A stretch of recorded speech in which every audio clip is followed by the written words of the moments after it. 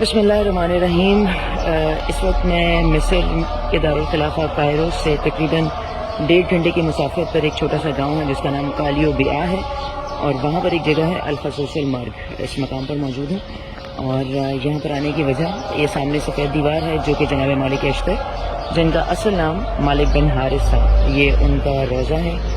اس جگہ پر آنے کی وجہ مین یہ تو ایک تو یہ ہے کہ مصر میں بہت ساری زیارات ہیں لیکن زیادہ اوتھینٹک نہیں ہے، لیکن یہ جو زیارات ہے جناب مالک اشتر کا روضہ مبارک، یہ اوتھینٹک ہے۔ آپ یہاں پر امام علی علیہ السلام کے حکم سے تشریف لائے، یہیں پر آپ کو کلزم کے مقام پر شربت میں زہر دیا گیا اور آپ یہیں پر مدفون ہوئے۔ اب میں کچھ جناب مالک اشتر کا تھوڑا سا ذکر کر دوں۔ ویسے تو آپ نے ان کا نام سنا ہوگا، لیکن چونکہ اس جگہ پر ہوں تو اس جگہ کا حق ہے تھوڑا سا گفتگو ہو جائے۔ جیسا کہ میں نے کہا کہ جناب مالک اشتر کا اصل نام مالک بن حارث تھا اور ان کا لقب اشتر تھا۔ امام علی کے جانثار صحابیوں میں سے تھے، مولا علی کے عاشق تھے۔ مولا علی سے آپ کی محبت لفظوں میں بیان کرنا بہت مشکل ہے۔ مالک اشتر بہت بڑے شجاع تھے، امام علی علیہ السلام کا دایاں بازو تھے۔ آپ قبیلہ نخعی کے سردار تھے جو کہ بذات خود اپنی شجاعت کے لیے مشہور تھا، اور امام علی علیہ السلام کے ساتھ بھی جتنی جنگیں ہیں، جنگ جمل میں، جنگ صفین میں، جنگ نہروان میں تھے، اس کے علاوہ روم اور فارس کی جنگوں میں پیش تھے جس میں مسلمانوں کو فتح حاصل ہوئی تھی، اور آپ نے بہادری کی کئی مثالیں قائم کی تھیں۔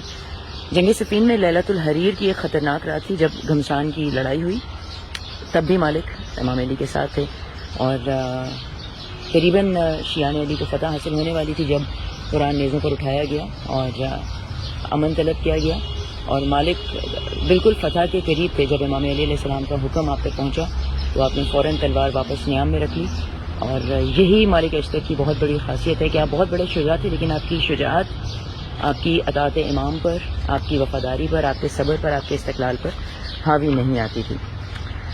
مالک کو تو امام علی سے عشق تھا ہی، امام علی علیہ السلام کو بھی جناب مالک سے بہت لگاؤ تھا۔ اس سے بڑی اور کیا بات ہوگی کہ امام علی علیہ السلام مالک کے لیے فرماتے تھے کہ اشتر میرے نزدیک ویسے ہی تھے جیسے میں رسول خدا کے نزدیک تھا۔ جب مالک اشتر کی شہادت امام علی علیہ السلام کو ملی تو مولا علی نے فرمایا، مالک کو کوئی کیا پہچان سکتا ہے؟ واللہ اگر وہ پہاڑ ہوتا تو سب سے بلند ہوتا، اگر وہ پتھر ہوتا تو سب سے سخت ہوتا۔ مالک کی بلندی کو نہ کوئی رون سکتا ہے، نہ وہاں کوئی پرندہ پرواز کر سکتا ہے۔ یہ جناب مالک کے روضہ مبارک کی عمارت ہے، سفید ہے۔ یہاں پر زائرین کی تعداد بالکل نہیں ہے، جیسا میں نے بتایا کہ مقامیوں کو تو معلوم نہیں ہے، جو دوسرے جگہوں سے لوگ آتے ہیں ان کو بھی عام طور پر یہی بتایا جاتا ہے کہ جگہ بالکل بند ہے، یہاں پر جانے کی اجازت نہیں ہے وغیرہ وغیرہ۔ آپ جیسا کہ دیکھ سکتے ہیں کہ چاروں طرف باغ ہے اور بیچ میں یہ قبر مبارک کی سفید عمارت ہے۔ اچھا، مالک مصر میں کیسے آئے؟ سن 38 ہجری میں عمر بن عاص کے لشکر نے جب مصر کو گھیرا تو غالباً جناب محمد بن ابی بکر جو اس وقت مصر کے گورنر تھے، انہوں نے امام علی علیہ السلام سے مدد کا مطالبہ کیا۔ امام علی نے مالک اشتر کو نصیبین سے بلوایا، مصر کا گورنر بنا دیا۔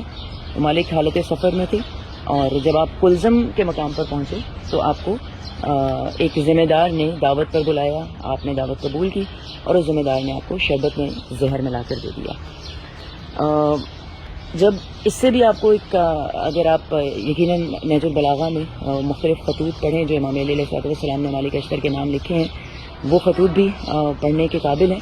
اور اس کے علاوہ جب امام نے مالک کو مصر کی گورنری کا حکم دیا تو مولا نے اہل مصر کے نام بھی ایک خط لکھا، اور اس خط میں ایک شاندار جملہ ہے مالک اشتر کے نام۔ مولا نے فرمایا کہ مالک کی اطاعت کرو، وہ خدا کی تلواروں میں سے ایک تلوار ہے، اس کی دھار کند نہیں ہوتی، میرے امر کے بغیر نہ وہ آگے بڑھ سکتا ہے اور نہ پیچھے ہٹ سکتا ہے۔ تو یہ آپ دیکھ سکتے ہیں مالک اشتر کی اسی خدا کے عظیم بندے، اسی امیر المومنین کے عاشق مالک اشتر کا روضہ ہے۔ اچھا، اندر جو ہے وہ جانے کی اجازت تو ہے، لیکن جو یہاں کے مجاور ہیں انہوں نے اندر کی تصویر لینے سے منع کیا ہے، ویڈیو کہیں شیئر کرنے سے منع کیا ہے۔ بہرحال یہ دروازہ کھلا ہے، اندر میں نے جیسے بتایا کہ کوئی نہیں ہے، اور سامنے ہلکا سا آپ اگر دیکھیں تو جناب مالک کی قبر مبارک بھی ہے۔ بوجہ میں وہ تصاویر یا ویڈیو شیئر نہیں کروں گی سوشل میڈیا پر۔ تو آپ یہ ان کے روضے کی بیک سائڈ ہے، اور چاروں طرف باغ ہے، خاموشی ہے، زائرین نہ ہونے کے برابر ہیں. یہ باہر بھی کسی کی قبر ہے جو میرے علم میں نہیں ہے کہ کون ہے، اور نہ ہی جو یہاں کے مجاور ہیں ان کو معلوم ہے کہ یہ کون ہے.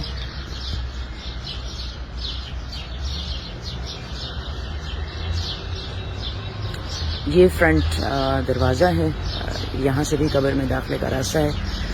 تو یہ خدا کے اس عظیم بندے کی، علی کے اس عاشق کی، امام علی کے گورنر کی، اس کی قبر مبارک ہے کہ جس نے ایک پہاڑ کی طرح امیر المومنین کی محافظت کی، جنہوں نے امام علی علیہ السلام سے خدا کی اطاعت میں عشق کیا اور اسی محبت میں علی کے عشق میں اپنی جان دے دی. اور ایسی محبت تھی اور آپ کا مقام امام علی علیہ السلام کے نزدیک ایسا تھا اور آپ کی اہمیت اتنی تھی کہ جب آپ کی شہادت کی خبر امیر شام تک پہنچی تو امیر شام نے کہا کہ علی کے دو بازو تھے، ایک ہمارے یاسر اور ایک مالک اشتر. ہمارے یاسر کو جنگ صفین میں کاٹ دیا گیا اور مالک اشتر کو آج شہید کر دیا گیا.